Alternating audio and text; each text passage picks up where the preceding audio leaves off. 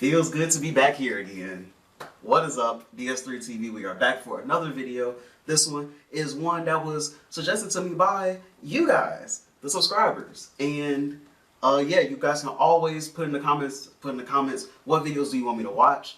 I will look at them, as long as it's not, you know, something that's like something that's like not TV related or geography not related, because I don't do those videos because those get me copyright strikes. So yeah, but top 10 generals of all time according to math.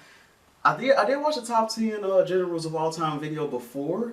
I think it was like top 100, my fault, from Epic History. It was pretty good from what I can remember.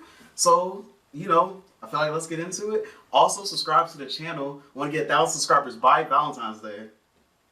Cause why not? I mean, that's a pretty good day. That's a pretty good day to say that, hey, I got 1,000 subscribers, right? But and also, you know, you guys have been really awesome growing the channel lately. Like, for real. Like, I'm surprised.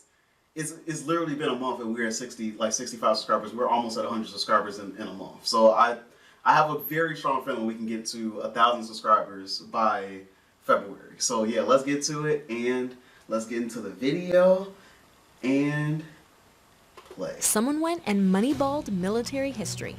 Ethan Arsht applied the principles of baseball sabermetrics to the performances of history's greatest generals' ability to win battles, and he came up with a list of the 10 best generals of all time.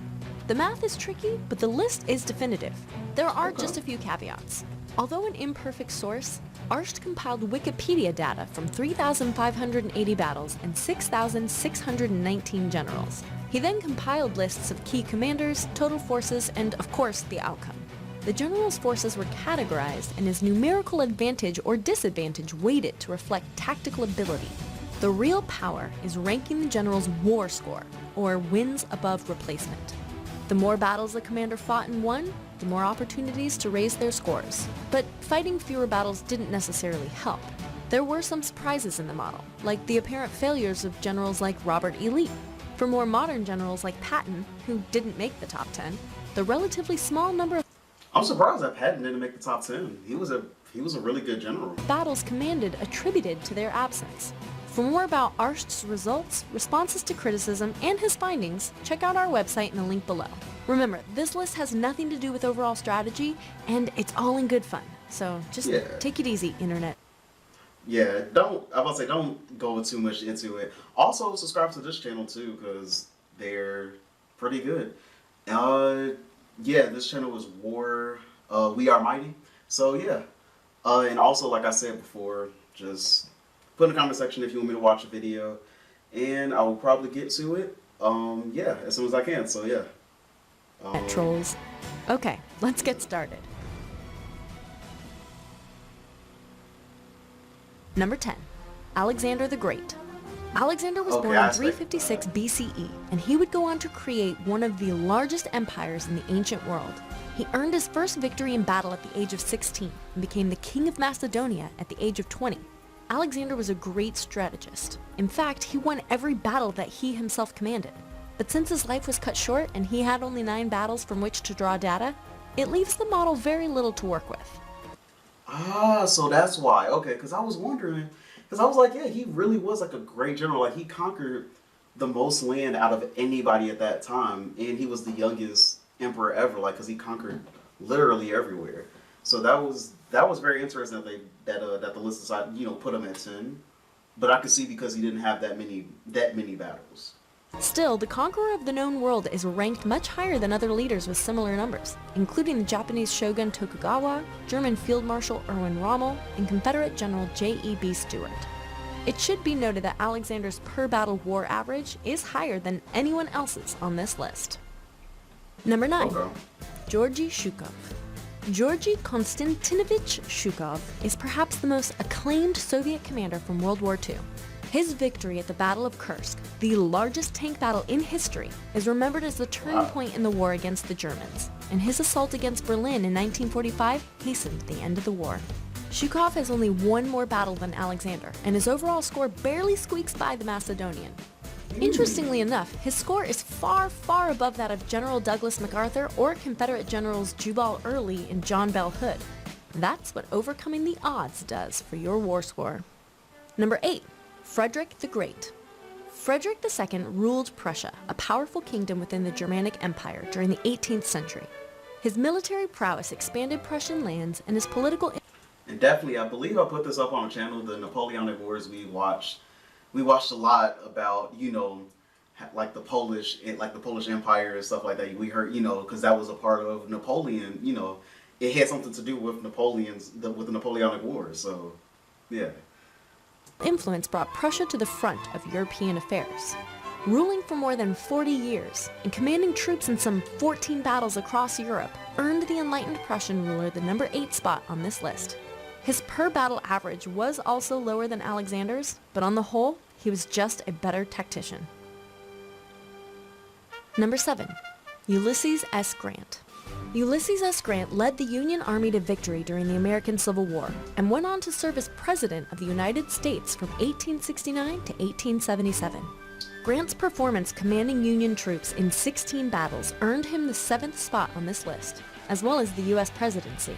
Although his performance on the battlefield is clearly much better than those of his contemporaries, it should be noted that his Civil War arch-rival, Robert E. Lee, is so far below him on the list that he actually has a negative score. Oh, wow. Number 6. Hannibal Barca. Hannibal is notoriously considered one of the greatest military strategists of all time, and the greatest enemy Rome ever faced. Born in 247 BCE, he was a general of ancient Carthage known for his conquest of Hispania, the Second Punic War, and the Roman Seleucid War. Hannibal, once captured by Scipio Africanus, is believed to have given his own ranking system to Scipio once the two started talking. His personal assessment wasn't far off from the truth. He listed Alexander the Great and himself as best, both of whom are in the top 10. That's very interesting to hear that from, like, a historic figure. Even centuries later. Number 5. Khalid ibn AlWaleed. Al-Walid was a companion of the Prophet Muhammad and one of the Islamic Empire's most capable military commanders. His leadership united Arabia under a single leader for the first time in history. He's known for commanding the forces of the Rashidun army under Muhammad and his successors of the Rashidun Caliphate. It's rumored that he fought in over 100 conflicts and skirmishes, but he's best remembered for 14 significant battles, in which he remained undefeated against the Byzantine Empire and the Sassanid Persians, and helped spread Islam to the greater Middle East. Compared to others who fought similar numbers of battles, his score eclipses even Frederick the Great. Number 4. Takeda Singhan. Being one of the best military minds in feudal Japan is really a big deal, because almost everyone seemed to be a military mind, and being better than someone else might mean you get challenged to a duel. And especially if you looked at, like, the history of Japan, they had a lot of... Sorry, I don't know why I started the video, but they had a lot of great leaders. Like, you know, a lot of great military leaders. After 18 battles, the Tiger of Kai reigned supreme, in Japan anyway. During the 14th century, Takeda Singhan was a prominent daimyo, or feudal lord, renowned for his military prowess and aggressive tactics in battle.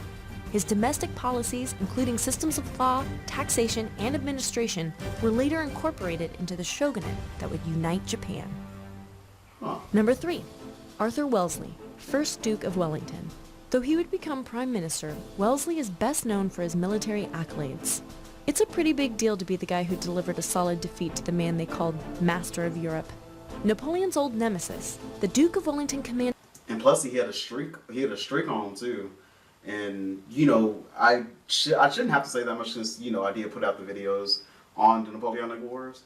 But, yeah, like, it was a pretty tough battle. You know, like, it was a pretty tough battle, like, with both of them, because they were both... Well, especially Napoleon was known, like, you know, he had a streak on him, so he was thinking that he was kind of invincible at that point, I feel like. And, yeah, it ended up going very, very sour. And had famous victories during the Napoleonic Wars, including the defeat of Bonaparte at Waterloo. Like Takeda Singhan, his nearest challenger on this list, the Duke saw command of 18 battles, but his war score is considerably higher. Number 2. Julius Caesar. Before he declared himself dictator for life and found himself infamously murdered by... Which I found out, like, maybe a couple of days ago. he declared himself dictator 5 years. Like 5 years later, he died after that. So that just goes to show you, if you have a bodyguard, don't sleep with their wives. Please do not. That's not what you should do. By all of his friends, Julius Caesar expanded the Roman Republic through conquests across modern Europe. Caesar didn't have command in as many battles as Singhan or the Duke of Wellington, but his war score reflects a lot more risk and shrewdness in his battlefield tactics.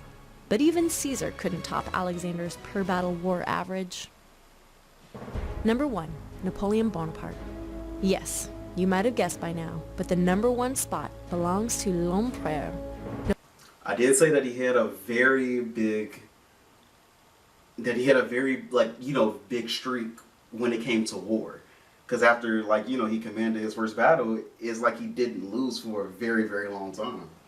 Napoleon is so far ahead of the normal distribution curve created by the data for these 6,000 plus generals, it's not even close. After 43 battles, he has a war score of more than 16, which blows the competition away. There could be no question.